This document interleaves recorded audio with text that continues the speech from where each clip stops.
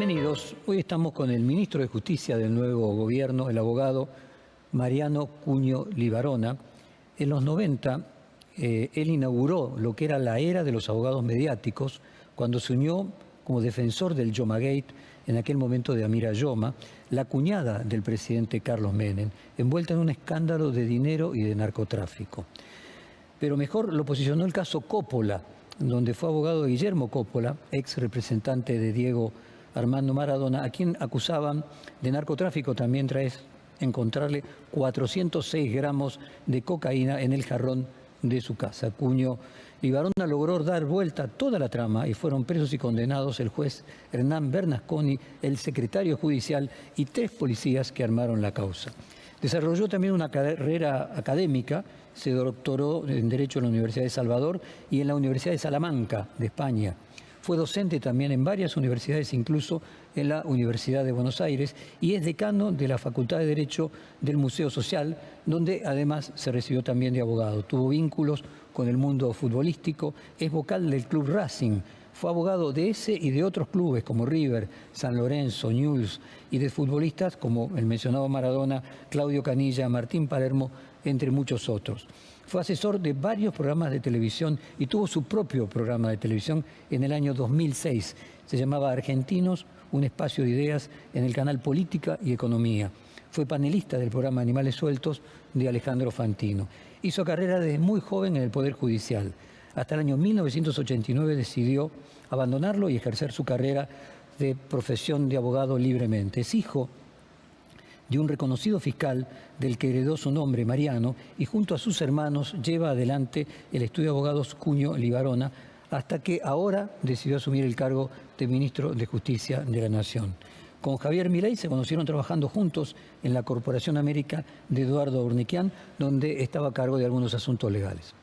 ¿En qué antecedente de derecho comparado te inspiraste para la redacción del DNU Ómnibus? En realidad yo soy un colaborador de los ideólogos y participé en lo que fue el modelo que se armó tendiendo a un fin, no copiando un sistema jurídico extranjero, sino tendiente a un fin, que es beneficiar a los argentinos con un sistema regulatorio más claro, suprimir regulaciones sin sentidos, tener un mercado libre, tener libre competencia, terminar con distintas prácticas de ciertos sectores que no eran procedentes, también buscar la inversión, que es lo que se necesita en el país, que vengan empresas y que generen trabajo. Se busca mucho inversión y trabajo. Y fue mucho un trabajo enorme de un equipo. Yo participé en ese equipo donde dividimos la tarea en 2 partes, lo necesario y urgente ahora y la parte más opinable o sin esa necesidad, pasar a la ley Ómnibus que va a venir próximamente, donde es un complejo normativo mucho más amplio. La Corte tiene una doctrina invariable, absolutamente restrictiva de los DNU. ¿Qué esperás que termine pasando con el DNU cuando llegue a la Corte? La doctrina de la Corte puede ser anterior en general a 1994, que es cuando se consagró en la Constitución Nacional esta práctica que acudían todos los presidentes sin andamiaje normativo de dictar decretos. En el 94 la Constitución Nacional lo contempla. Desde el 94 en adelante todos los presidentes echaron mano a DNU para un montón de circunstancias. Esta es una situación de necesidad y urgencia real. ¿Por qué? Por la crisis económica. Expuesto en un ejemplo sencillo. Asociaciones de fútbol, si los socios la admiten, es porque hay intereses de mucha plata del exterior que quieren venir a la Argentina a invertir. Eso va a generar trabajo, salvar al club, va a beneficiar a los socios y va a beneficiar a la economía. va a generar puestos de trabajo, va a disminuir la pobreza, va a dignificar al hombre. Entonces se tiende a eso, que uno no lo entiende. ¿Por qué fútbol? ¿Por qué fútbol? Porque es urgente, porque existe la posibilidad de que haya unas grandes inversiones en una materia prima que nosotros nos caracterizamos, que son los jugadores y los clubes de fútbol. Y los clubes elegirán. Racing no necesita que, por ejemplo, yo en el estatuto de Racing, y esto lo aclaro porque siempre piensan que lo inventé yo, está prohibido que sea asociación, pero otros clubes lo necesitan. ¿Qué expectativa te genera que de la misma forma que un DNU hoy se pueda aprobar de esta forma, un gobierno de otro signo en un futuro utilice ese mismo argumento para modificarlo en sentido contrario? ¿Qué seguridad jurídica da que se haga por DNU? Sí, el DNU es legítimo, es válido, existe necesidad y urgencia y aborda facultades propias del presidente como lo han hecho otros gobiernos antes. Se ha empleado ahora en beneficio del bien común porque no le produce perjuicio a nadie, sino por el contrario, beneficio que en el futuro se emplee es legítimo, lo establece la Constitución, o sea, no me preocupa para nada. Y luego tiene revisiones, la justicia, poder legislativo, en definitiva dentro de algunos años la Corte. Nadie va a hacer un DNU pensando dolosamente voy a hacer una ilegalidad, voy a dictar un DNU contrario a la Constitución, voy a invadir las esferas de otro poder. No, todo lo contrario, acá lo que se busca es un cambio enorme en la Argentina. Acá siempre se acudió a un remedio y al médico y no funcionó. No funcionó. Entonces estamos tratando de cambiar de médico y un nuevo remedio, con una economía amplia, una economía abierta, un Estado que sea más chico y a sus fines utilitarios, que se ocupe de la propiedad, la salud, la justicia, no que absorba tantas funciones y tanto empleado y tantas divisiones, sino un Estado que sea eficiente. Un Estado que no tiene plata, un Estado que tiene que generar con gran ingenio los mecanismos para que la Argentina se ponga de pie y empiece a funcionar. Bueno, entonces déjame que vaya a materias específicas que son parte de la controversia. Sí. La Constitución tiene 4 materias expresa y taxativamente prohibidas para DNUs. La penal, la tributaria, régimen de partidos políticos y ley electoral. Vos que sos un experto penalista, habrás advertido que se modifican disposiciones penales, el Código Aduanero, la Ley de Abastecimiento, lo que estaría expresa y taxativamente... Pero no temas penales, ¿eh? No se tocan temas penales. Se revisó perfectamente que no se toquen temas penales y especialmente tributarios. Todo eso va a la ley ómnibus y los temas penales van a ir en leyes especiales, separadas, porque que eso me ocupo yo. Que no vayan en el conjunto de leyes, si no quiero sacarlas rápidas porque la justicia y el país las necesitan, van a ir en forma individual. Y otra pregunta es, ¿qué se entiende por necesidad de urgencia y si hay algún grado de confusión entre lo que sería emergencia pública, que está en el artículo 76 de la Constitución, que solo la puede disponer el Poder Legislativo, definiendo potestades y límite temporal a esa emergencia? Mira, la emergencia y necesidad lo dice mi ley permanentemente, es la situación económica del país. Estamos en riesgo, estamos sufriendo, estamos en unas condiciones económicas que vienen de mucho arrastre y de pesar y desastre. Entonces, ¿dónde está la crisis? La crisis y la necesidad y la urgencia es la economía, la crisis económica. Me gustaría conocer tu propia interpretación del espíritu del artículo 76 de la Constitución que dispone la caducidad de las facultades delegadas. Mira, el punto es así. Acá no es una facultad delegada, es una facultad propia.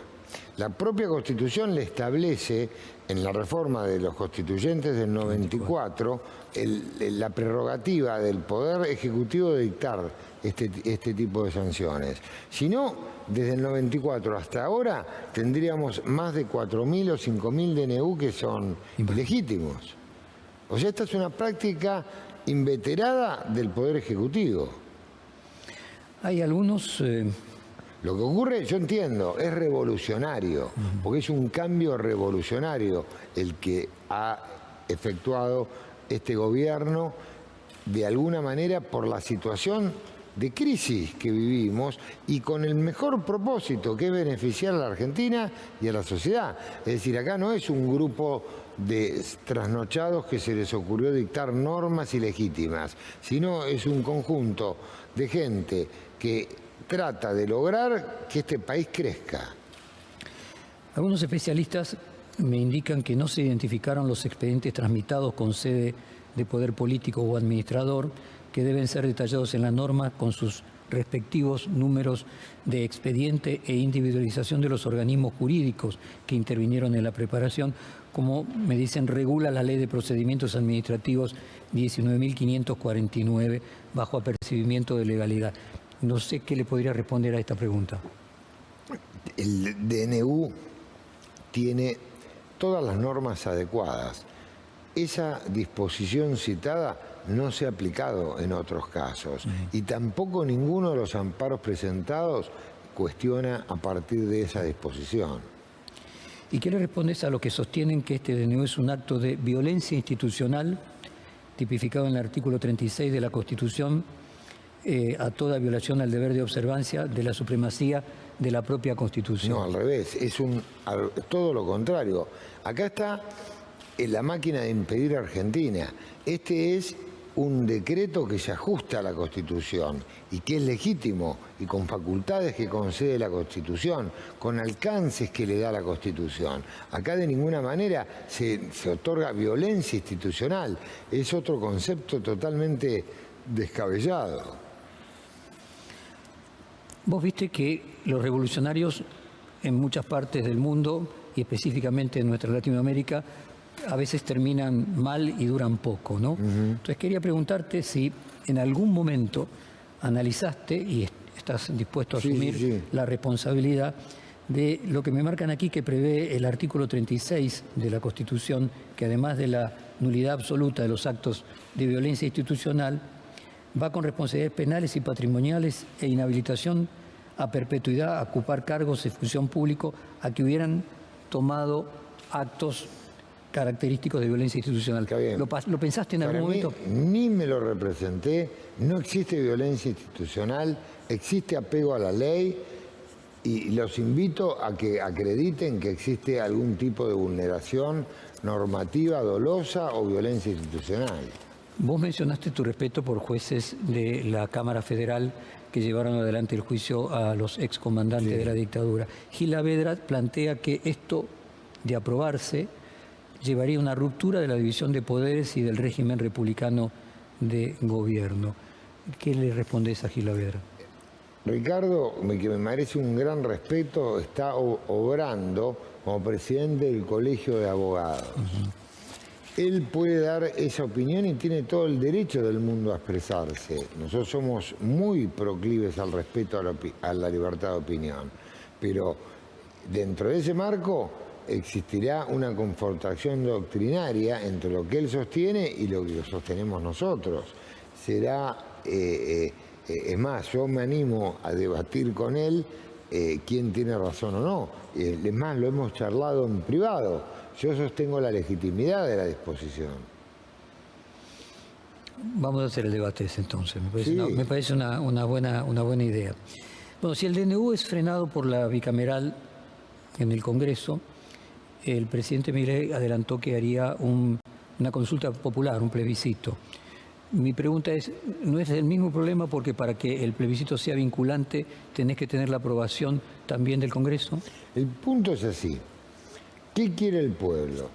Yo leo los diarios y muchos constitucionalistas la apoyan. Leo la opinión pública desde la calle hasta amigos, compañeros, empresarios, antiguos ex clientes y todos la apoyan. Yo creo que la sociedad lo apoya. Indudablemente hay sectores que se ven dañados y porque hay prácticas que se terminan. Entonces, obviamente que va a haber queja. Esto lo preveía. A mí me sorprende la poca cantidad de amparos que han presentado. Yo esperaba que las quejas iban a ser muy superiores. O sea, ¿sos optimista respecto a que va a terminar aprobándose? Yo creo que sí, yo creo que sí. En el Va a ser un leading case.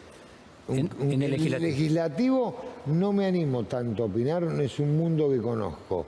Yo lo que creo que a la razonabilidad... Que la Corte va a terminar... Sí, a la razonabilidad del Poder Judicial, a la logicidad de las normas, yo creo que en el ámbito judicial sí. Ahora, no habría que esperar mucho, Mariano, porque la Corte podría apelar... No, hasta que llegue a la Corte va a pasar un montón, va a haber instancias. Puede apelar al per saltum. Sí, no va, cuando algún iluminado trajo ese tema, yo lo descarté inmediatamente. A mí no me gusta el per saltum. ¿No crees que miembros de la Corte están pensando en el per saltum? No sé qué están pensando. Realmente no hablé con la Corte, este es un tema que resolverán en su momento. Pero a mí me parece que hay que respetar las esferas y la Convención Interamericana mismo te lo establece, las distintas instancias de todo proceso.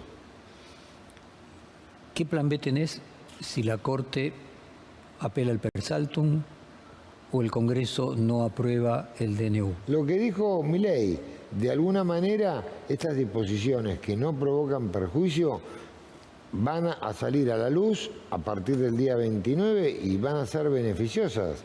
Obviamente hay gente que no le conviene porque pierden determinados mecanismos de trabajo, pero creo que a la luz de la comunidad son buenísimas.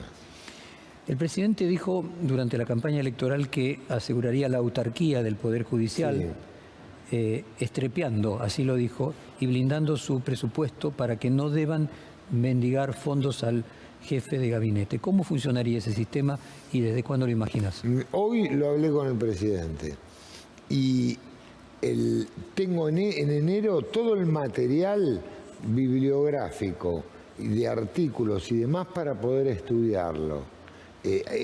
Hay 1000 variantes, desde la creación de un banco judicial hasta estudiarlo bien. Tengo los presupuestos del Poder Judicial para analizar los números, tengo los ingresos del Poder Judicial. Es un tema que obviamente ojalá lo podamos lograr, ¿Por qué?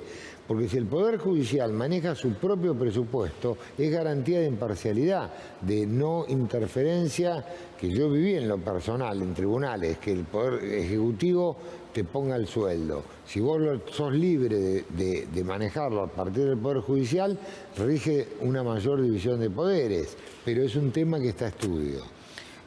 ¿Cuándo se designará el representante del Poder Ejecutivo ante el Consejo de la Magistratura y quién sería? Está en debate, existen distintas figuras, todas prestigiosas, y se está analizando sin apurarnos. A veces la celeridad tenta contra la eficacia, entonces estamos conversando, pensando, debatiendo la persona adecuada. Sin perjuicio de eso, yo hoy estoy haciendo ese rol, de hecho. ¿Estás haciendo? Ese rol, en el sentido que tengo contacto con los consejeros, tengo contacto con los pliegos, los jueces, tengo una relación estrecha con el Consejo y sus consejeros hasta que se designe la persona idónea para llevar a cabo esta tarea. ¿Cuál es tu opinión sobre el régimen de concursos anticipados sancionado recientemente por el Consejo de la Magistratura? Bien, es buenísimo. Yo ya lo propuse en un artículo que publiqué en La Ley durante la pandemia. ¿Qué significa esto? Que ya se hace el concurso para cuando se dé la vacante. Entonces ya está, entra inmediatamente. De lo contrario, tarda entre 2, 3 o 5 años designarse un juez. Y es una vergüenza. De esta manera ya se hace y el día que se da la vacante está el juez. Esto es ganar tiempo, practicidad, lógica y sentido común. Antes de asumir, sostuviste que ibas a trabajar en un proyecto para cortar los tiempos de los juicios. Si no se respetan, el caso prescribe y se envían las actuaciones al Consejo de la Magistratura. Sí, exacto. Contanos ¿A qué entiende esto? Es inaceptable la duración de todos los juicios, no solamente los penales, sino también los civiles, los comerciales, los laborales. Entonces yo quiero darle una respuesta inmediata a la sociedad, al imputado, al demandante, al demandado, a la víctima sobre todo. Y eso tiene que ser en breve lapso, no puede demorarse lo que demoran hoy los juicios. Entonces estoy trabajando con un proyecto que va a ir independiente de esto, que se llama Ley de Juicio Rápido y Plazo Razonable, donde achico mucho los plazos de los juicios penales, les impongo términos para terminarlos, de los contrarios se extingue la acción penal, la posibilidad de seguir el juicio, y a los jueces que actuaron en forma lenta o morosa y no cumplieron los plazos, con controles de los tribunales superiores, que quede su antecedente en el Consejo de la Magistratura.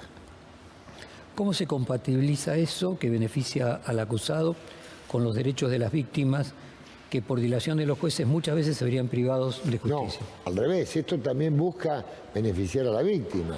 La víctima quiere una respuesta inmediata. No quiere esperar, 10 años después no le sirve que esa persona sea condenada.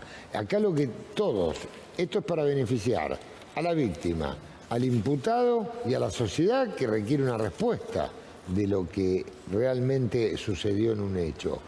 No me sirve 20 años después, 24 años después un veredicto. Yo tengo un planteo que algún día lo voy a ganar. Cuando ejercía de abogado en la Corte Interamericana, una persona la condenaron a prisión 20 y pico años después de cometido el hecho. ¿Qué sentido tiene? A la luz de la teoría de la pena, ninguno. No es amenaza, ni prevención especial, ni general, ninguno. No sirven los juicios tan transcurridos. Yo tuve un caso Tandanor, lo digo con nombre y apellido. De los 9 imputados llegaron a juicio 3 o 4, el resto habían fallecido. De los 80 testigos encontraron al 50%. El 50% que iba no recordaba lo que había sucedido hace 22 años atrás. A muchos estaban muy grandes. Entonces no sirve un juicio en esa naturaleza. Hay que poner plazos cortos. La justicia necesita ser rápida, eficaz. Y la víctima y la sociedad y el imputado necesitan respuesta. Mariano, ¿se producirá una reestructuración de Comodoro Pi? Por ejemplo, ¿podría haber traslado de jueces por decreto? No, de ninguna manera. Se va a respetar la legalidad, se van a respetar los concursos, se va a respetar la ley. Y yo quiero aclarar enfáticamente que de las 4 camadas de jueces federales que yo vi en mi vida, yo trabajé en el año 1980 en el Juzgado Federal 1, por ejemplo. Esta camada actual de jueces, tanto de primera instancia como de Cámara, es muy... Quiero dirigirme a todos los argentinos para extenderles mis saludos y compartirles un breve mensaje. Mañana se cumplirán las 3 primeras semanas desde que asumimos la conducción de la nación. Desde el 10 de diciembre hemos diseñado un plan de shock de estabilización, hemos achicado el Estado, hemos implementado una nueva doctrina del orden público y hemos impulsado más de 500 reformas, entre otras muchas iniciativas. A algunos le ha llamado la atención la cantidad y celeridad de las medidas que hemos adoptado. Lo cierto es que fueron necesarias para intentar morigerar los efectos de la peor herencia de la historia. Estos son los primeros pasos para dar vuelta a la página y dejar atrás de una vez y para siempre el modelo económico de la casta que hunde a los argentinos en la miseria desde hace más de 100 años. El cambio de raíz respecto a este modelo empobrecedor es un compromiso innegociable que asumí con todos los argentinos. Sin embargo, el problema heredado es demasiado profundo. Hablamos de una economía con 15 puntos de déficit consolidado, con una emisión monetaria de 20 puntos del PBI en los últimos 4 años, con precios pisados artificialmente en energía y transporte por hasta 1/5 de su valor real, con un Banco Central sin reservas y con una inflación que en las últimas semanas alcanzó el 1,2% diario, que anualizado implicaría alrededor del 7.500% anual. Una herencia que condena a la mitad de los argentinos a la pobreza, en particular golpeando a 7 de cada 10 de nuestros chicos. Se trata de una situación inicial peor que la del año 2001-2002, que fue la peor crisis de nuestra historia. Por lo tanto, estamos frente a una situación de emergencia nacional que requiere que actuemos de forma inmediata y contundente, con la mayor cantidad de instrumentos posibles que exceden ampliamente los recursos que hemos utilizado en estas primeras semanas. Quiero ser claro en esto. A menos que hagamos lo necesario ahora, nos dirigimos a una catástrofe económica de una magnitud desconocida para cualquier argentino vivo. Por eso hemos enviado al Congreso de la Nación un proyecto de ley que bien puede determinar el destino de nuestra patria, con la convicción de que se aprobarán en las próximas semanas.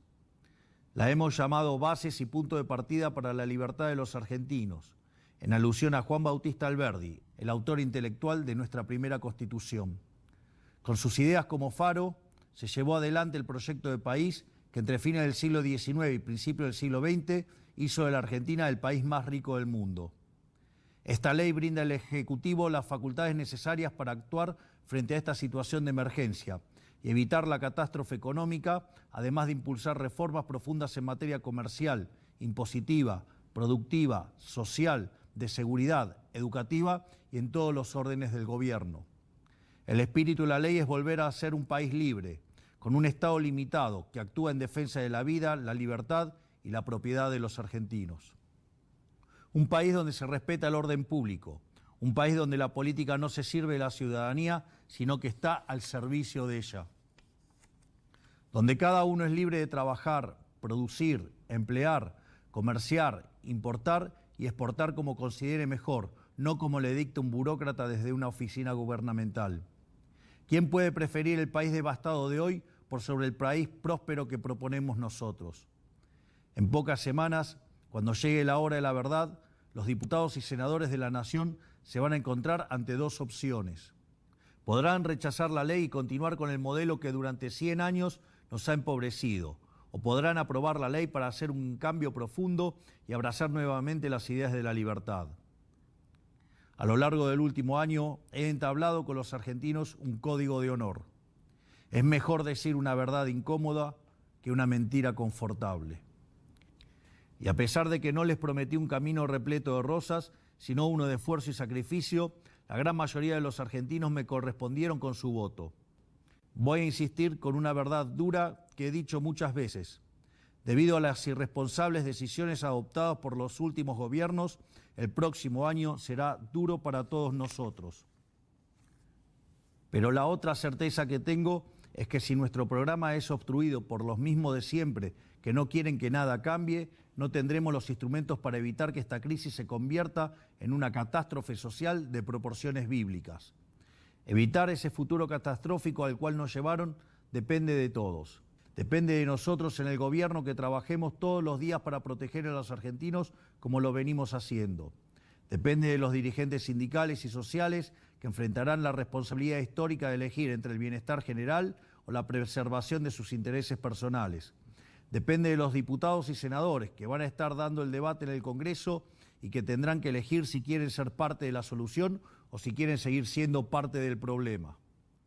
Y también depende de los argentinos de bien, que ven que estamos frente a un punto de inflexión de nuestra historia y tienen fe en que como nación vamos a poder salir adelante. Por eso invito a todos los argentinos de bien a que le reclamen a sus representantes la aprobación de esta ley. La patria lo necesita. Si todos los actores políticos, sociales, sindicales y empresariales del país comprenden el momento histórico que estamos viviendo y apoyan nuestro programa, estoy seguro que habrá luz al final del camino. En esencia, nuestras reformas implicarían niveles de libertad económica que en un lapso de 45 años nos permitiría aspirar a multiplicar por 10 veces nuestro PBI per cápita, alcanzando niveles similares a los de Irlanda, que hoy mismo se encuentra 50% por encima del de Estados Unidos. Para finalizar, quiero una vez más desearle a todos los argentinos un feliz año. Espero que puedan pasarlo en compañía de su familia y sus seres queridos. Este puede ser el año en que demos vuelta un siglo de fracasos. Este puede ser el año en el que dejemos atrás el modelo colectivista que nos hizo pobres y abracemos nuevamente el modelo de la libertad que nos hizo el país más rico del mundo. Mi deseo para este nuevo año es que la dirigencia política abandone sus anteojeras ideológicas e intereses personales y esté a la altura de las circunstancias para poder avanzar rápidamente en los cambios que el país necesita. Por último, que Dios bendiga a los argentinos y que la fuerza del cielo nos acompañen. Muchas gracias.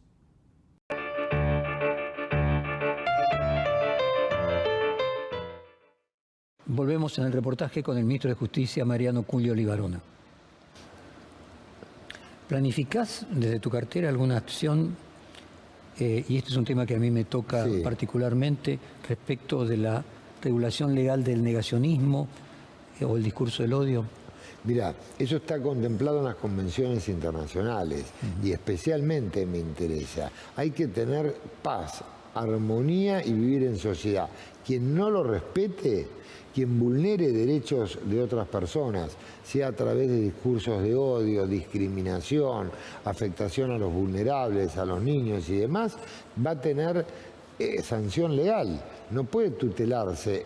La libertad tiene un límite, que es cuando la pasás. La libertad de expresión, inclusive, que yo he escrito muchísimo a favor de la libertad de expresión, tiene un límite, que es cuando la pasás. Entonces, indudablemente, todo en el ordenamiento jurídico tiene que tener una frontera que no, de respeto y de armonía y de apego a la ley, que a lo cual a los argentinos no estamos acostumbrados, siempre le aludimos, que tiene que tener un límite. El respecto específico del negacionismo, ¿te parece que Argentina tendría que tener una ley específica? Sí, yo creo que Argentina tiene que prestar más atención a muchos derechos, muchísimos. No solamente el que estás trayendo vos. Salud. Yo no puedo creer la cantidad de amparos que presenta la gente para poder ser atendida. Amparos que ganan, tienen que recurrir a los tribunales. Medio ambiente, lo tenemos olvidado. Las personas mayores, los vulnerables, los tenemos olvidados. Tenemos una gama enorme de nuevos derechos, tecnología, que necesitamos una nueva estructura jurídica que acompañe la evolución que está teniendo el mundo. Nos quedamos muy atrás en muchos aspectos. Respecto de la cuestión carcelaria deficiente, y dado que, entre comillas, no hay plata, ¿pensás encarar una suerte de privatización de las cárceles o sería útil eso? Es tema de seguridad, pero lo hablamos, pasó a Patricia Bullrich, pero lo hablamos y yo le presenté el plan que yo había elaborado, mixto.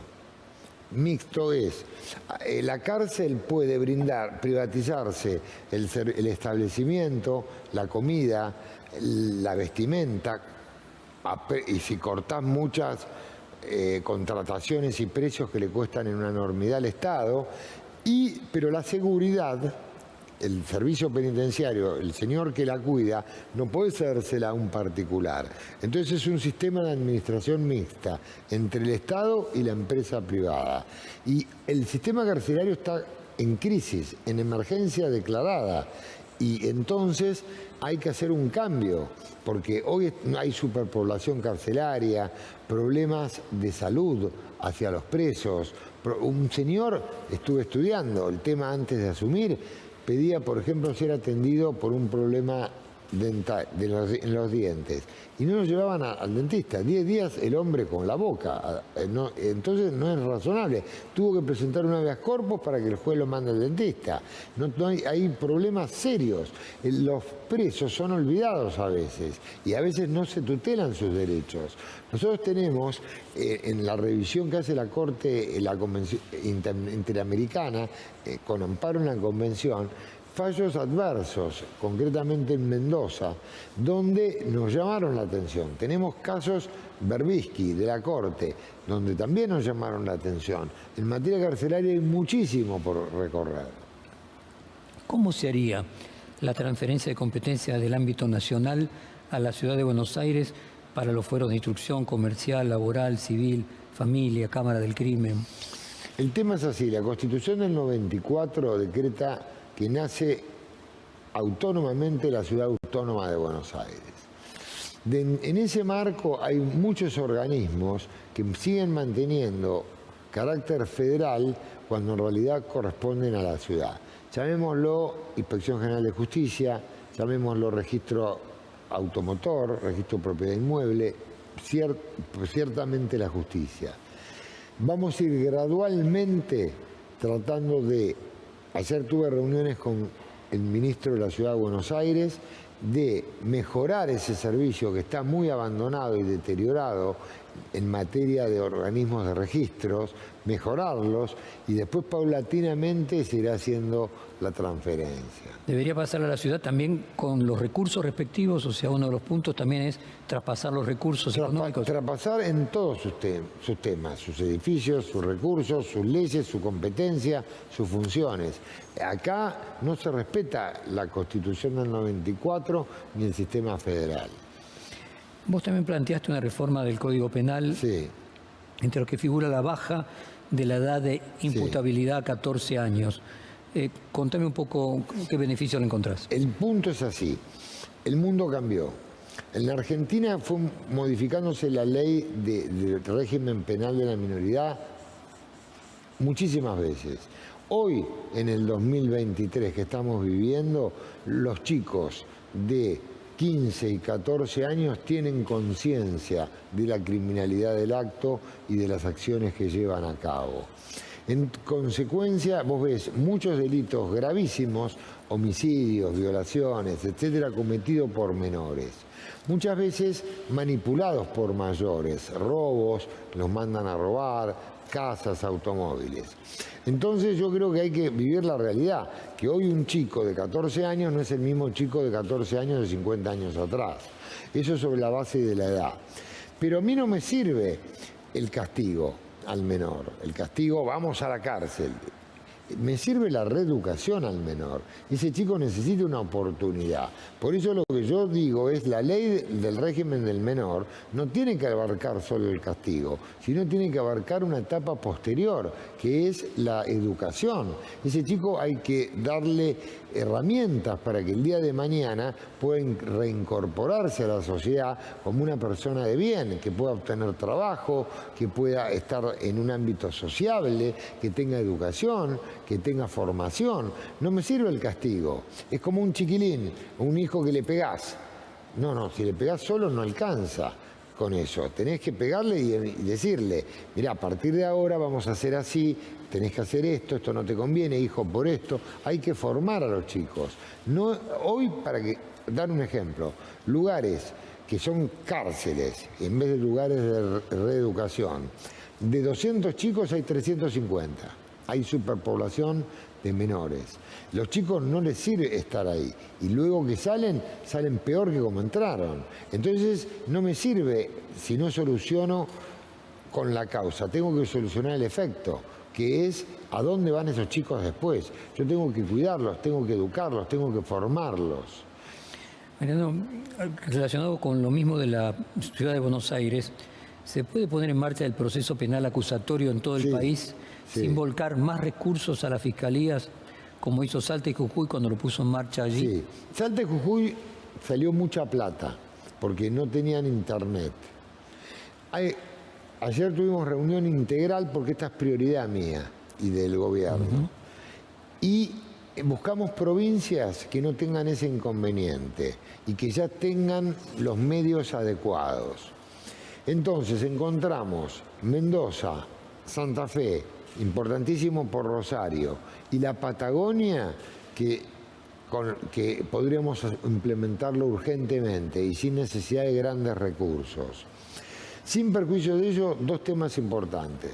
Primero, yo confío plenamente en la capacidad de nuestros jueces y en la inteligencia, que cuando hubo un cambio sustanciales de leyes, ejemplo, juicio oral y no había salas, ejemplo, flagrancia, tenían que trabajar sábados y domingos inmediatamente y los jueces se arreglaron y lo solucionaron. Tenemos jueces idóneos e imaginativos y sin perjuicio de eso, este ministro está buscando plata para poder tratar de tener lo mínimo imprescindible sin sacarle plata al ministerio, al Tesoro Nacional, que lo necesita para otras funciones esenciales, para yo poder establecer lo que es mi meta, que es sacar esto adelante. Hace 6 años que está y no se hizo, hay que hacerlo.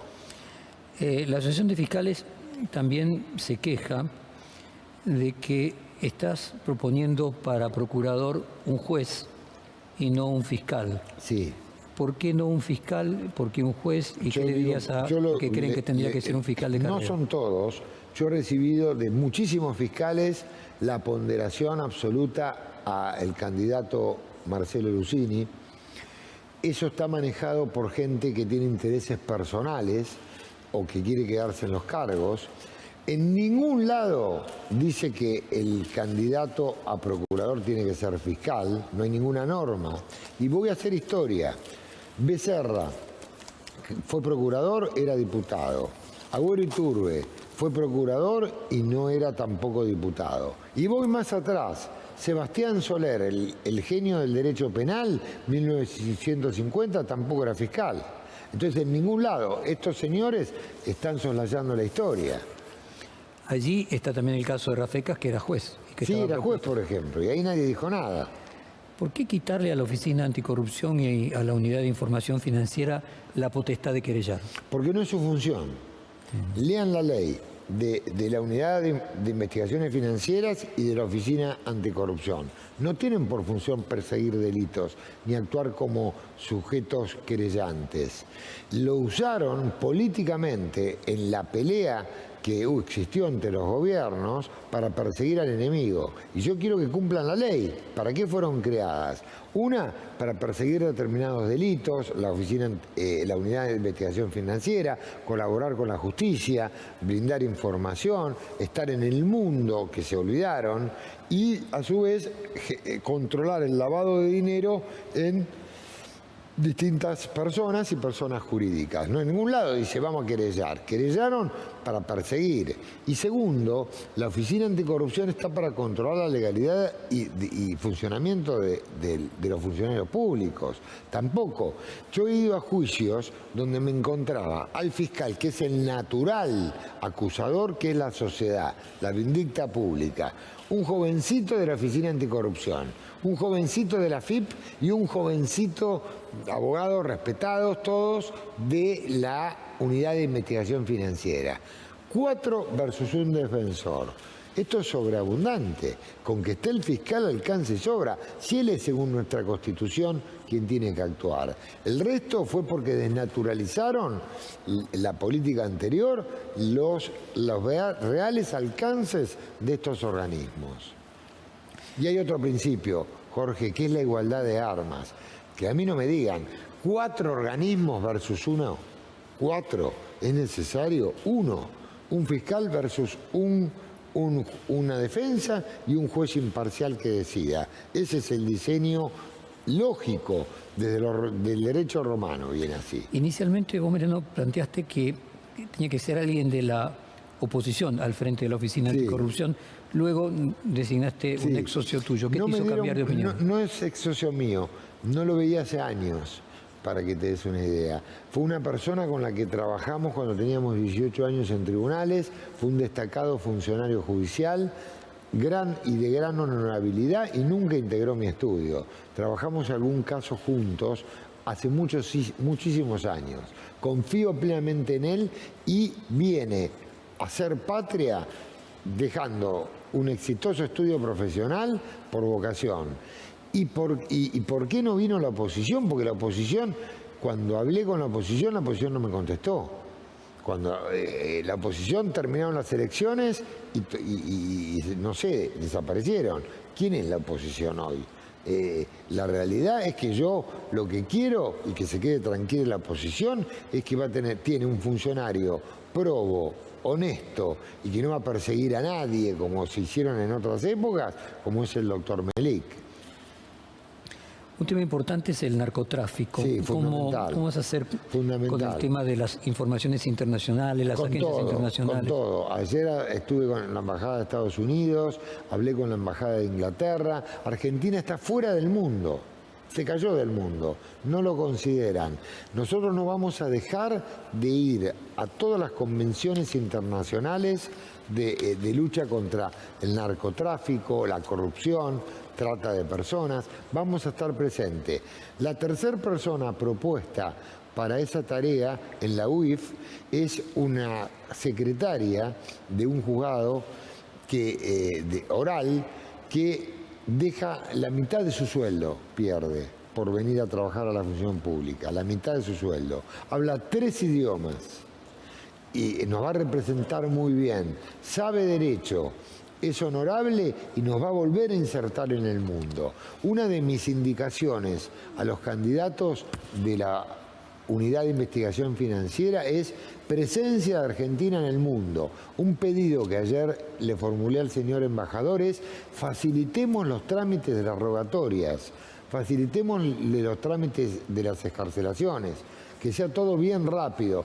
Y él, abogado, gracias a Dios, me entendió en un minuto, me dijo: Mariano, me encanta, vamos a acompañar.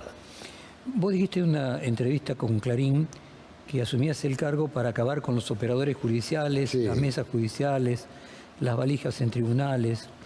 Y quiero entrar en la parte del cuestionario que tiene que ver con la propia ética y moral de la justicia. ¿Por qué? ¿Cómo se desarrolló todo este entramado? Fue invadida. El tribunal es que yo conocí cuando era chiquilín, el tribunal es que yo trabajé en los años 70 y 80, fue invadido por la política. Desde que desapareció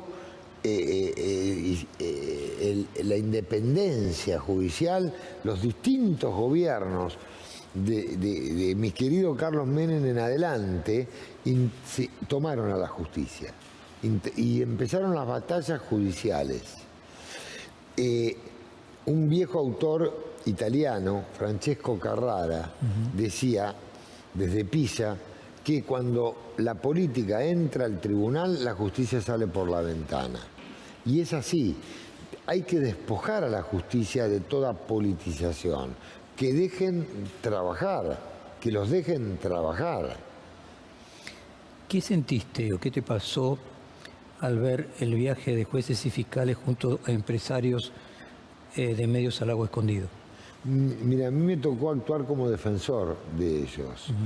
Creo que son jueces magníficos, buenísimos, que viajaron a las apuradas, con fines de ningún fin ilícito, ninguno tenía ninguna causa de ellos en trámite en su juzgado, ningún interés personal, fue un tema social de un fin de semana, tal vez fue utilizado, no tengo dudas de que fue utilizado políticamente para dañarlos, porque en su momento tuvieron causas sensibles, para dañar a un medio de prensa, y la prueba está en que esa causa concluyó porque fue todo un proceso armado con un muy buen fallo del juez que intervino, y hay una querella que promovieron ellos contra determinados estamentos del Estado que hasta tuvieron el tupé de sustraerle el contenido del teléfono a un ministro de Seguridad de la ciudad, no recuerdo el nombre, el apellido era D'Alessandro, donde le entraron al celular y le sacaron el contenido. Eso es espionaje ilegal, es un delito salvaje, es entrar ilegalmente en el teléfono de una persona. Y toda la causa fue armada para perjudicarlos. Ahora, ¿no sentís, Mariano, que aquella frase de que la mujer del César no debe serlo sino parecerlo, de que los jueces y los fiscales deberían tener comportamientos privados de no cometer, si vos querés, esos errores? Yo creo lo mismo. Creo que igual el derecho penal no juzga errores. El derecho penal juzga delitos. Y acá no hubo ningún acto en virtud de su función. Nada vinculado a su función. Todos cometemos muchísimos errores todos los días. Los funcionarios estamos más expuestos. Yo cambié mi vida, Jorge. Yo viajo en turista, mis hijos cambiaron, hasta se cortan el pelo y usan corbata. Yo voy a los barcitos y me pongo en un costadito. Antes por ahí me sentaba afuera. Trato de mantener un bajo perfil. Tomo taxi. Trato de cuidarme el doble. Es tal cual lo que vos has dicho. Todos los funcionarios tenemos que dar un ejemplo a la comunidad. Ejemplo de honradez, ejemplo de respeto, ejemplo de... El otro día me para con mi novia un control de la policía y le empieza a pedir documentos. Yo le dije, ¿puedo bajar a fumarme un cigarrillo? Sí. Ella trabaja en una fiscalía, yo ministro de Justicia. Yo no le dije nada, que la revisen, ella tenía algo vencido, le dijeron tenés que arreglar esto, la cédula no sé qué. Otros señores, yo soy el ministro, ¿no? Ella trabaja en la fiscalía. Yo acepté el trámite como cualquiera, es lo que corresponde, como cualquier argentino. ¿Coincidís entonces con Ricardo Lorenzetti, que considera que hay que sancionar un código de ética para la Corte de Justicia, como por ejemplo recientemente Estados Unidos hizo con su propia Corte? Que la Corte Yo creo que es más. Hay que sancionar un código de ética para todo el Poder Judicial. Ricardo alude a la Corte, porque en Estados Unidos fue dictado en la Corte. Yo creo que existen reglamentos de las distintas cámaras que fijan pautas.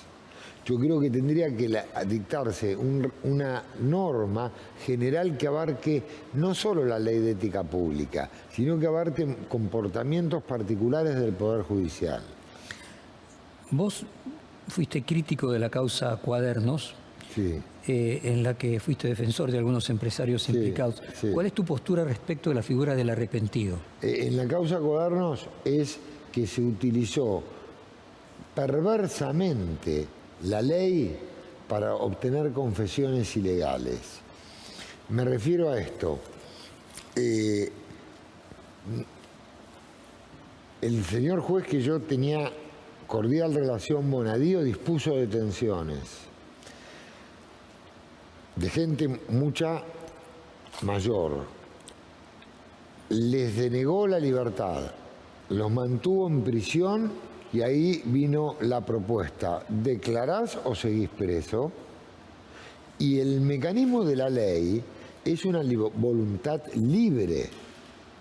Si él los hubiese citado, como hubiese hecho en general cualquier tribunal, no se hubiese arrepentido nadie. Entonces él los sometió a una elección: declarás si das dato o quedás preso, porque te voy a considerar partícipe de una asociación ilícita y un delito gravísimo. Entonces la alternativa era: me quedo preso hasta que la Cámara resuelva o declaro. Y ante esa alternativa de hierro, ante esa encrucijada, muchos declararon como arrepentidos, pero no con una voluntad libre. Eso es lo que yo viví en la causa Cuadernos. Eso es lo que yo viví. El régimen del arrepentido es bueno en el marco de la ley, filmado, consensuado con el abogado, con una voluntad libre, expresado con consentimiento pleno. Y que acá no, en la Argentina yo no sé quién se arrepintió de verdad. Acá la verdad es que hubo arrepentimiento por un canje. Yo me arrepiento para obtener mi libertad, si no voy preso. ¿Cómo evaluaste a la distancia la causa en Brasil que llevó adelante el juez Moro con el Lavallato, basándose fundamentalmente en el tema de los arrepentidos? Yo la seguí por los diarios, vi la película que me encantó, me pareció buenísimo lo que se descubrió, pero no leí una hoja de la causa, de modo que no me animo a opinar de las causas que no conozco. En ese tema de recuperar la cuestión ética del sistema judicial, el tema de las jubilaciones de privilegio, Sí. ¿tenés alguna opinión al respecto? Sí, yo fui testigo directo de cómo los distintos gobiernos, para vaciar el Poder Judicial, otorgaban jubilaciones al Poder Judicial muy beneficiadas. Por ejemplo, 98% del sueldo que cobrás y tenés la profesión libre. Hubo jueces que se jubilaron a los 45 años. Entonces, vivieron toda la vida de la jubilación. ¿Cuál era el objetivo de los gobiernos? Te doy una jubilación de una naturaleza privilegiada para que vos te vayas y yo nombro a mis jueces. Y eso no está bien. Primero funde al Estado con jubilaciones muy beneficiarias en desmedro de otros pobres trabajadores que también trabajaron y no tienen esas jubilaciones, al margen de la calidad de un trabajo y del otro, o la responsabilidad. A mí las jubilaciones de privilegio y las desigualdades mucho no me convencen. ¿Y respecto de ganancias a los jueces? Ganancias a los jueces, hoy se está dando un régimen perverso de cómo se hizo la ley. Hoy un secretario que no paga ganancias, secretario de un juzgado, cobra más que un juez, que es una responsabilidad Un juez terrible. nuevo que entró. Exacto, que entró, esto es una locura. ¿Cómo va a cobrar un secretario más que un juez? Hay secretarios que no quieren ser jueces, ¿por qué no? Porque voy a cobrar menos, porque me conviene quedarme como secretario. Si no, tengo que entrar a un régimen de pagar ganancias. Yo creo que hay que ordenarlo. ¿Y cómo sería? Y yo creo que hay que ordenarlo con un régimen que está en los principios del derecho tributario, que es el equilibrio, la proporcionalidad. Que los jueces tienen que pagar ganancias, aunque me odien, yo creo que tienen que pagar ganancias, pero sí en una forma adecuada, en una forma razonable, no en este sistema actual. Tuviste una reunión con los miembros de la Corte. ¿Qué expectativa tenés de la relación del Poder Ejecutivo con la Corte Suprema y la tuya en particular? Yo quiero que sea una relación respetuosa, cordial, que trabajen libres, sin presiones como ese juicio político bochornoso que le han iniciado. Son buenos los jueces y que puedan trabajar y sentar la doctrina de los tribunales inferiores. La Corte enseña cuando dicta fallos y la Corte es la máxima garantía de los custodia y custodio de los principios constitucionales. Tiene que ser, como es en Estados Unidos, o en Francia o en el mundo. Es un privilegio ser ministro de la Corte, tiene que ser un lujo, pues que trabajen libremente y dicten sus pronunciamientos conforme a derecho. ¿Qué modificación imaginás? ¿Está bien 5 jueces? ¿Tendrían que ser A mí más? me parece que está perfecto. Lo de los 9 jueces no ha funcionado en la historia, no garantiza que haya mayor celeridad, al contrario va a haber más lentitud, no garantiza mejor servicio. Y creo que lo que hay que limitar es el recurso extraordinario. No puede ser que las cortes tengan tantas causas. Los abogados nos especializamos, yo ya no, pero nos especializamos en llegar a la corte como pavadas. Y hay muchísimos juicios y juicios y juicios que no tienen que llegar a la corte. Y respecto de la vacante de la Corte, ¿cuál es el perfil que tendría que ocupar? A mí me gusta una persona del orden de los 50 años, que sea armónico, pero tiene que tener 2 grandes requisitos. Primero, que sepa derecho. Y segundo, que tenga sentido común, lógica, calle. Que sea una persona equilibrada, que sea una persona que entienda lo que pasa en el país, que sea una persona que tenga criterio. Es decir, vos podés tener un gran teórico y un gran práctico. No, tiene que reunir las 2 condiciones. Calamandrei decía, el práctico es una pesadilla y el teórico es una calamidad. Los 2 no son buenos. Vos tenés que reunir esas 2 condiciones. ¿Tiene que ser mujer? A mi juicio, las jueces son buenísimas, son mejores que los hombres, son más coherentes, prolijas, ordenadas, metódicas, responsables. Me estoy tirando el gremio de los varones en contra, pero la verdad es que no conozco un escándalo, salvo una jueza de Morón en los años 80 que haya tenido una jueza. De varones, montones de escándalos. De mujeres ninguna. Y hemos tenido en nuestra historia Margarita Arguaz, Carmen Argibay, la doctora Hayton, un lujo. Jueces federales, María Servini, Capuchetti, un lujo. Y también en otras naturaleza. Vas a Ushuaia, tenés una jueza buenísima. En el interior del país hay juezas buenísimas. Déjame entrar en el A mí me capítulo, encantan las juezas mujeres. capítulo personal. En un reportaje que diste al País recientemente, trivializaste los problemas que tuviste en el ejercicio de la profesión cuando tuviste incluso preso, acusado por el robo de unas pruebas de un video de la AMIA, y tu propia calificación de revolucionario en ese reportaje, tu desempeño en el caso Coppola. Contanos un poco hoy en retrospectiva, cuando ves a aquel joven Cuño Libarona, ¿cambiarías algo? Sí, muchísimo. Yo era muy osado. Yo por llegar a la verdad me exponía. Hoy ya más grande, digamos, no sé si por ahí me equivoqué, era muy apegado a lograr la justicia cuando luchaba contra la injusticia. Y en los dos casos la historia me dio la razón. Fueron casos donde los jueces terminaron detenidos y enjuiciados, gracias a Mariano Cunio, que fue un osado, pero me costó sudor y lágrimas. Yo fui poco egoísta. Hoy yo sería más egoísta, pensaría más en mí, en mi familia y no me expondría tanto. ¿Qué aprendiste esos 32 días que estuviste preso? Fui a un velorio donde vi quiénes estaban y no estaban. Vi amigos de toda la vida, vi amigos que no estuvieron. Separé mi vida en dos, en el grupo que realmente resultó afectivo y otros que ignoré luego. Valoré muchísimo a mi familia, rescaté muchísimo a mi mujer, impresionante, mis hermanos, el cariño de la gente. Los mismos jueces que posteriormente me dieron la razón en forma terminante, anularon la causa, pero fui muy joven, tenía 30 y pico de años, asistí a mi propio velorio, cosa que muchas personas no fue. O sea, fue útil. Hoy no miro, vos me decís, preferiría que no hubiese pasado, pero la verdad, hoy lo tomo como una experiencia, parte de los máster que hice a lo largo de mi vida. Vamos a hacer una interrupción con el cuestionario y volvemos después del corte con más preguntas.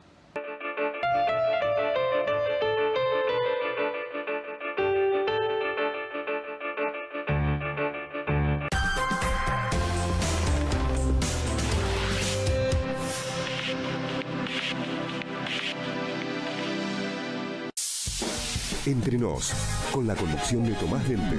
Entrevistas íntimas para descubrir al ser humano detrás del personaje. Qué linda sorpresa, por favor. Qué belleza. Y cruzabas esa puerta y se te abría... el mundo. No entendíamos nada, la gente lloraba, con los nombres gritaban, no podíamos salir ni a la esquina, teníamos guardaespaldas. Entre Nos, sábados y domingos a las 20 horas, por NetTV.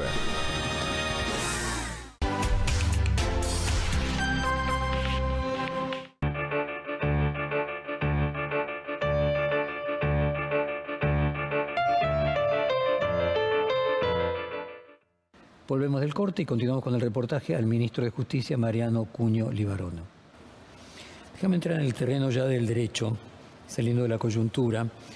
Vos también en ese reportaje del País contaste que le llevabas al asesor de comunicación de Milei trabajo sobre libertarismo en materia jurídica y respeto a la Constitución.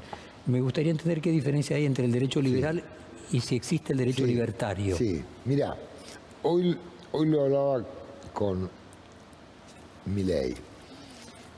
La concepción ideológica del libertario no es solamente la que expone Javier con Hayek, la escuela austríaca económica de los años 30, Murray, Rothbard y otros. En el derecho, a partir del año 1776, te lo diría, nace una reacción libertaria contra el despotismo que existía en el rey. Y ahí tenemos a los grandes libertarios del derecho que crearon lo que luego se denominó, ya más adelante, con von Mollen en 1953, el Estado de Derecho. Montesquieu, la división de poderes, la independencia. Voltaire, Rousseau, el contrato social. Beccaria cambió el mundo. Ahora, perdóname, yo te escucho y adhiero totalmente. Ahora, cuando vos hablás con los libertarios cercanos a Milei, con el propio Milei, ellos consideran a Rousseau el primer socialista. Sí. Y son críticos de todo constitucionalismo. Son críticos, pero yo me refiero al límite que a través del rey, yo soy el rey, yo soy el dios, o Napoleón que se puso la corona él solo. Acá existe un límite, que es la sociedad. Hay un contrato. Nosotros te delegamos, sociedad, el derecho, a vos para que nos administres. En ese aspecto es el afán de Rousseau. Vos vas a París, vas a los monumentos y están enterrados Voltaire enfrente a Rousseau, porque eran ideológicamente distintos. Entonces los pusieron en forma antagónica. Ahí también está Dumas, tenés un montón de distintos próceres de la literatura, del derecho y demás. Y a ellos los pusieron enfrente. Pero yo creo que el final del camino conducen a lo mismo, que es la idea del respeto a la dignidad del hombre, que es el espíritu libertario, el espíritu de tenés libertad, tenés un libre determinismo, pero tenés un límite, que es donde empieza la libertad del otro.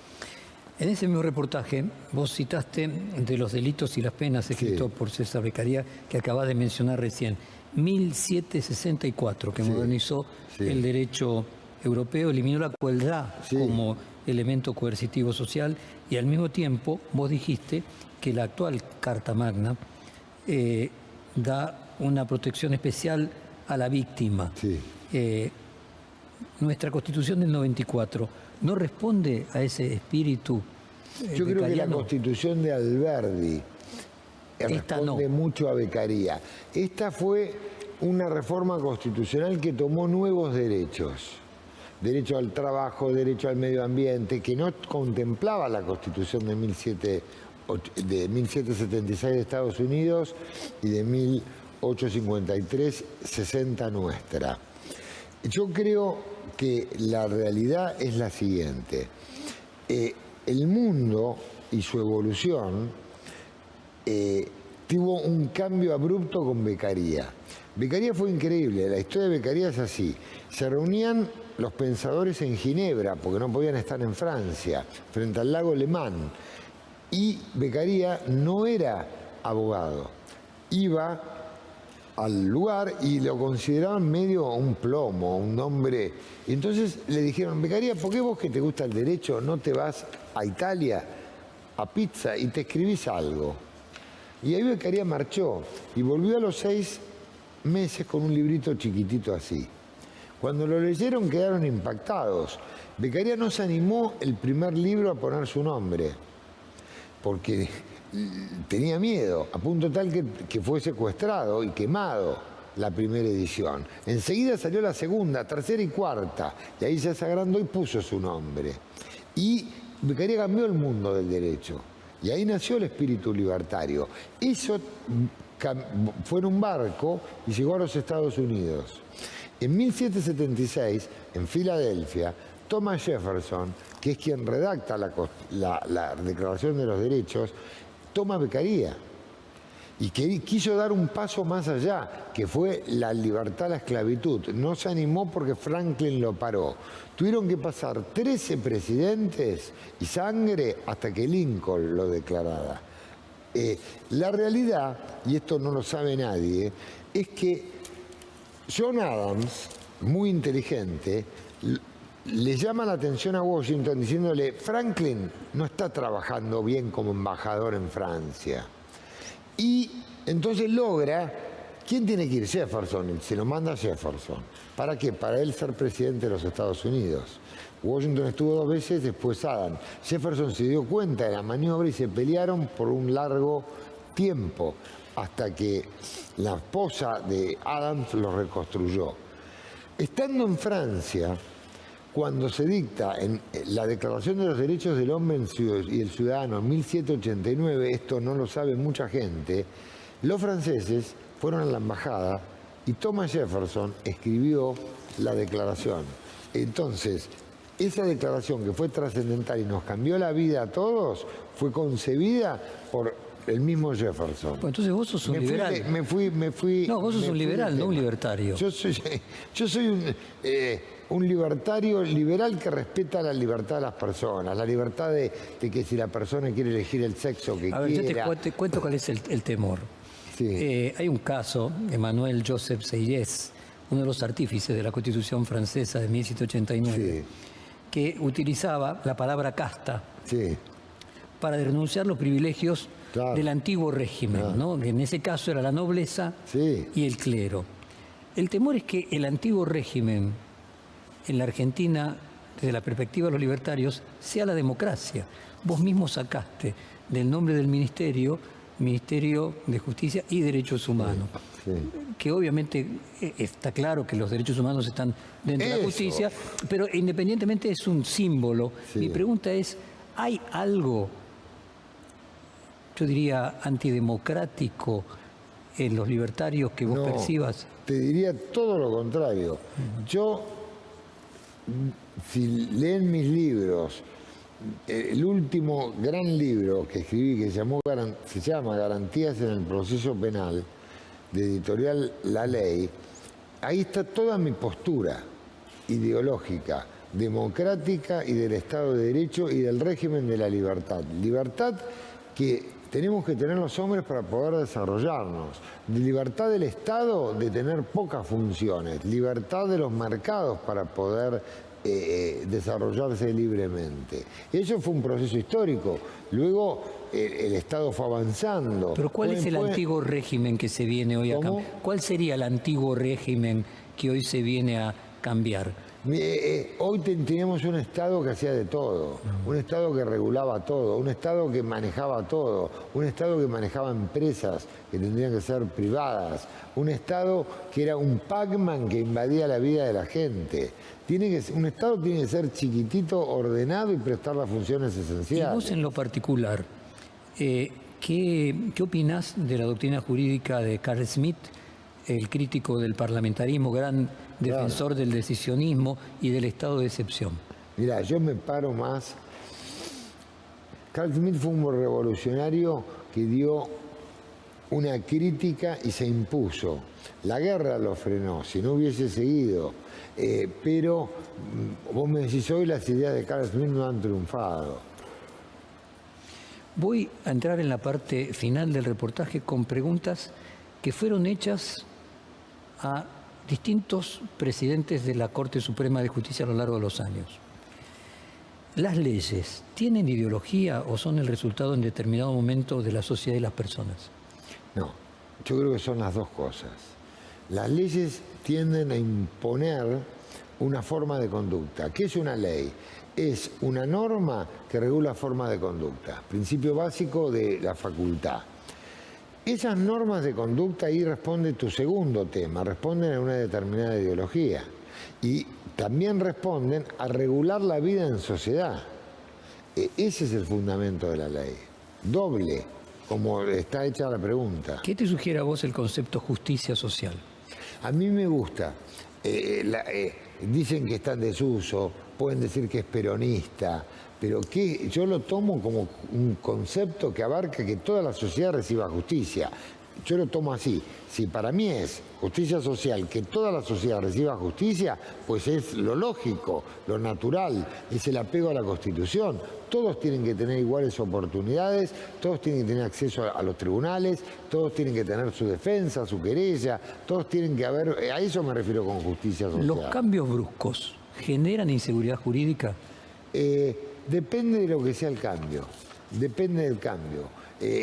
Indudablemente para la persona que está en un estado de inercia, acostumbrada a un sistema, todo cambio es realmente mete miedo o alarma, pero si el cambio es para mejor, es beneficioso, pues bienvenido a los cambios. En un libro sobre política y derecho se planteaba que ambas son ciencias sociales, Sí. pero que la justicia tiene una lógica silogística. El juez parece más ligado a la certeza, a la exactitud, sí. típica de las ciencias Sí. naturales, mientras que la lógica de lo político se acerca a la falta de exactitud, a la falta de certeza, que es típica de las ciencias sociales.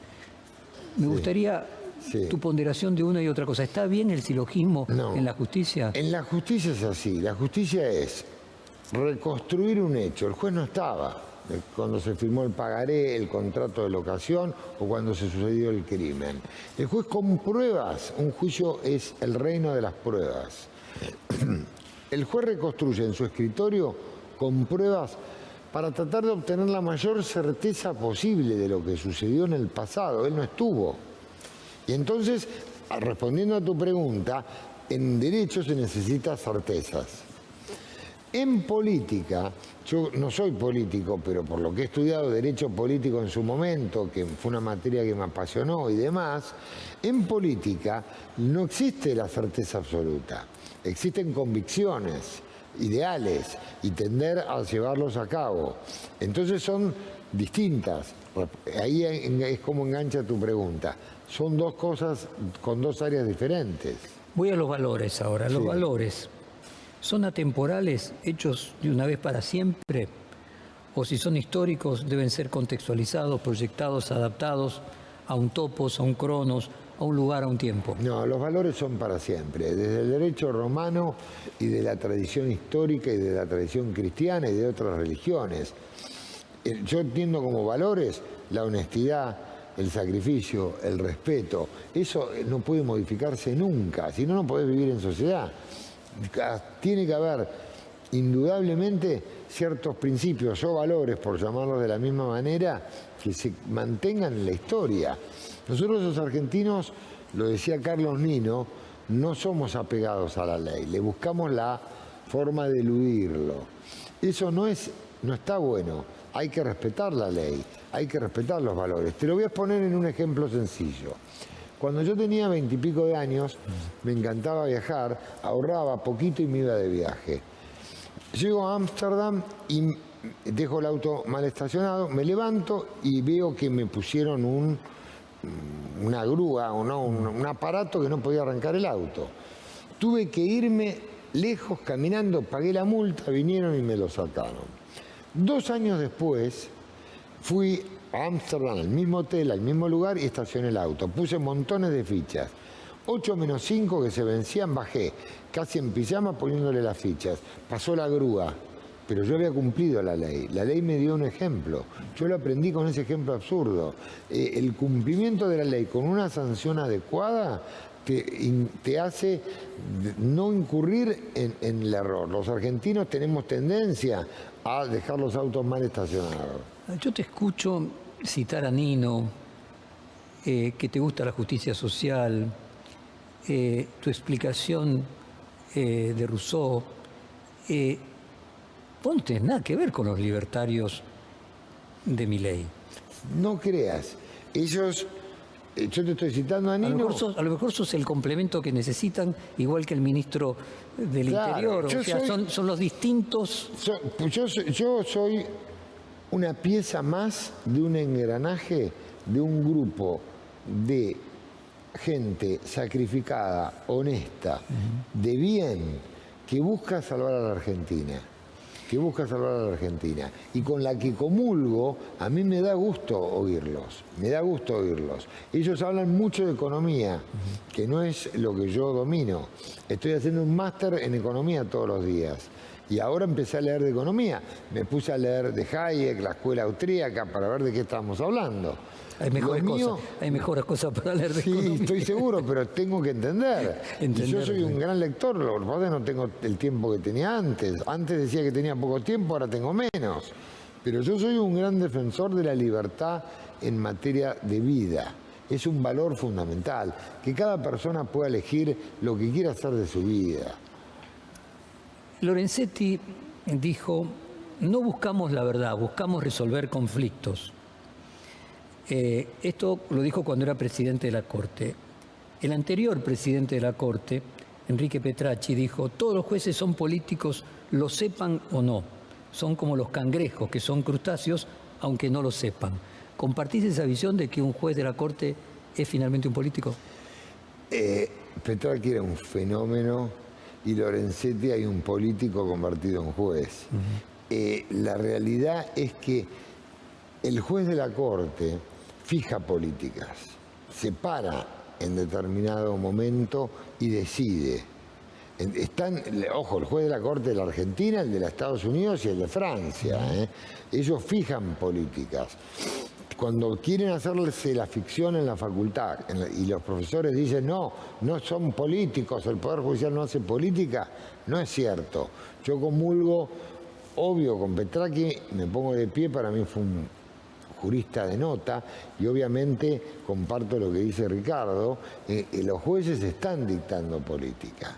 Los jueces llevan adentro su política. Cuando te dicen yo estoy despojado de la política, sus fallos en muchas ocasiones son políticos. El fallo del 2 por 1.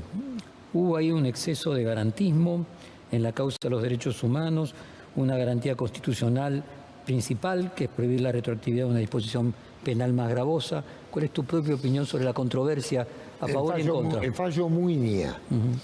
Yo creo que acá hay una política de Estado tremenda sobre los militares y el planteo de Muiña era muy simple. Durante toda la vigencia, desde el hecho a este momento que me están juzgando, si yo hago la retroactividad de la ley, que es un principio de legalidad constitucional, yo tenía derecho al 2 por 1, esa ley estuvo en vigencia. Entonces el primer fallo Muiña, yo creo que tenía razón. Tienen derecho. Sacá, si son militares... La Corte, decís vos que tenía razón. Era correcto el primer fallo Muiña. Lo que pasa es que hay temas que acá en la Argentina hablas y hay un aparato que defiende legítimamente sus derechos y opina lo contrario. Pero vos me decís, analicémoslo jurídicamente, llevémoslo a la facultad, llevémoslo a profesores titulares de universidades extranjeras y no cabe duda de la naturalidad y legalidad del pronunciamiento. Mariano, ¿quién o qué intelectual ejerció más influencia en tu pensamiento? Roxin. Contanos por qué. Roxin lo conocí, traté con él, fue profesor titular de Derecho Penal en la Universidad de Múnich. Desde el año 1970 integró una escuela que se llama el funcionalismo, que cambió el derecho penal. Vos me decís al día de hoy, soslayando otros grandes pensadores, vos me decís con quién me gustaría entrevistarte, a mí me gustaría entrevistar, hacer tu rol con Aristóteles. Yo querría preguntarle cosas a Aristóteles, o a Cristo. Pero bueno, vos me preguntaste en mi pensamiento de naturaleza del derecho, la concepción jurídica de naturaleza política y de naturaleza de conformación social que tiene Roxin para mí es inigualable. El objetivo del derecho penal es tutelar la paz y armonía, cosas por el estilo. A comienzos de los años 50, el jurista Carlos Cosio creó la Escuela Argentina de Filosofía de Derecho y la teoría egológica, exactamente, en oposición a la teoría del puro derecho del jurista austríaco Hans Kelsen, que sostiene que todo lo que no está prohibido está jurídicamente permitido. ¿Cuál de las dos teorías vos te sentís más identificado? Yo me siento con Kelsen, Austria, y me quedo en el tribunal de Kelsen toda la vida. Es decir, existe la pirámide jurídica, todo lo que no está prohibido está permitido, siempre lo dije, quien puede lo más puede lo menos, los estamentos de las normas, me quedo, al respeto a Cosio por supuesto, pero me quedo con Kelsen toda la vida. Y de Thomas Hobbes, esa frase que si bien las doctrinas pueden ser verdaderas, es la autoridad y no la verdad lo que hace la ley. ¿Coincidís? No. La realidad es, a mí no me cae muy simpático Hobbes, pero yo creo que la ley lo que lo hace es la naturaleza del hombre. Ese es el gran fundamento. ¿Y te cae simpático John Rawls y su teoría del velo de la ignorancia? Sí.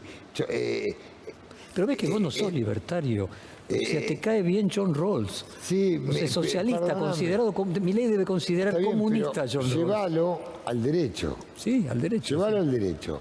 Rawls, Darwin, la escuela norteamericana, tuvieron ideas jurídicas. Yo te lo estoy analizando lo jurídico, no lo político. Lo jurídico que sentaron su camino, ¿viste? Una definición del interpretativismo es que resulta una manera de entender el derecho según la cual el derecho no es un conjunto de reglas que hay que seguir, sino una práctica de argumentación o discusión en la que no debe prevalecer la autoridad de la regla, sino la decisión que consideremos correcta, aunque eso implique apartarse de las reglas. ¿Sos contrario al interpretativismo o a favor? Totalmente. tiene que respetarse la regla.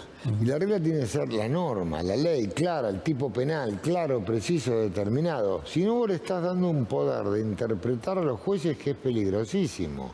Si los jueces deciden según su valoración, los estás convirtiendo en árbitros según su ley y en legisladores.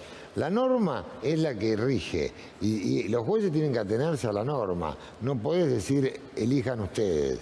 A ver si estás de acuerdo con Dworkin, de Ronald Dworkin en su libro te lo nombré ¿Es el recién. derecho un sistema de normas? Formulaba una crítica a la separación entre el derecho y la moral. Y el modelo positivista que solo tiene en cuenta las normas jurídicas y prescribe que los jueces deben interpretar moralmente el derecho de su comunidad en sus fallos. Sí. Y ahí tenés el te pones famoso relativista tema, un poquito bolilla más. 4 de la facultad, entre moral y derecho. Hay normas que son de naturaleza moral y no son jurídicas. Lo que hablabas antes del error del lago escondido. Por ejemplo, vos tenés una sanción de naturaleza moral, pero no es una sanción jurídica. Permanentemente tenés reglas morales. La Biblia te sanciona pecados que no son delito, que no están en la ley. Entonces, nosotros nos regimos en sociedad por normas morales, en el ámbito jurídico por la ley. Entre una visión de las reglas morales o jurídicas kantianas, que lo asocia al imperativo categórico, y la utilitaria de Jeremy Bentham, que las asocia a lograr consecuencias deseadas, buscando lo que sería el goce de la vida y no el sacrificio ni el sufrimiento, para lograr la mayor felicidad del mayor número. ¿Podríamos decir que el DNU se inclina por esto segundo? El DNU se inclina por el bienestar general. De Kant a Bentham, que fueron distintos, con concepciones distintas, pero los dos tuvieron una posición que es el bien común. Vos me decís, ¿a dónde apunta el DNU? Apunta al bienestar general. Independientemente de que no cumpla determinadas normas, No si el sé, bienestar general, si no las cumpliese. No, ahí estamos entrando a como que si estuviésemos en un estado de sitio donde el presidente puede hacer lo que quiere. No, no es así. El presidente lo que busca, y a costa de críticas, de problemas, de tener su cabeza disgregada, y dejémoslo pensar, este hombre tiene que tener su tiempo para pensar, es el bien común. Él quiere salvar a la Argentina. Isaiah Berlin, bien liberal, en su texto Dos conceptos de libertad, conferencia de su cátedra de Oxford, explicó que la libertad positiva y la libertad negativa no solo no son necesariamente compatibles, sino que entran en conflicto cuando el totalitarismo usa la libertad positiva como excusa para reprimir las libertades negativas de los ciudadanos. ¿Cuál es tu visión respecto de una y otra? Una postura es el intervencionismo, es el Estado gobernante de todo. Tenés desde el comunismo a una gama menor que es el socialismo. Yo soy otra postura. Yo creo que no me va al Estado invasor, me va a un Estado libre. Isaiah Berlin también escribió un famoso libro, por el que más conocido, que es el que dividía a los seres humanos entre los zorros y los erizos. El zorro sabía muchas cosas, el erizo sabía una sola. ¿Vos te identificás más con el zorro o con el erizo? Con el zorro. ¿Y crees que Milei se identificaría más, o vos mismo lo identificás más con el zorro o con el erizo? El zorro en este aspecto, si por zorro entendemos la persona que conoce de muchas cosas, en cambio el erizo conoce una sola, yo creo que Milei es una persona que conoce mucho de economía. O sea, Milei sería un erizo y vos serías un zorro. No, los dos seríamos zorros. Los dos zorros. Es decir, en el sentido de que creo que de la misma manera que yo me trato de involucrar en otras cosas y conocer otras cosas, él hace los mismos esfuerzos para tratar de ser más completo. Si no hubiera sido abogado,